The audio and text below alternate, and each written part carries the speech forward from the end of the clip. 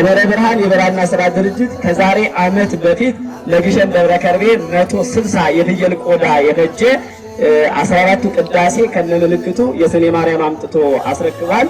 አሁን ደግሞ ለግሸን ደብረ ከርቤ ለአንቀጸ ብፁዓን ለቅዱስ ሚካኤል ቤተክርስቲያን ታንጾ የምርቃቱ የሚሆን የቅዱስ ሚካኤልን ድርሳን በሚያምር ሐረግ በሚያምር ስዕል በሚያምር የብራና ጽሑፍ ጽፎ ሐመረ ብርሃን የብራና ስራ ድርጅት ለግሸን ደብረ ከርቤ ለቅዱስ ሚካኤል ቤተክርስቲያን አምጥቷል።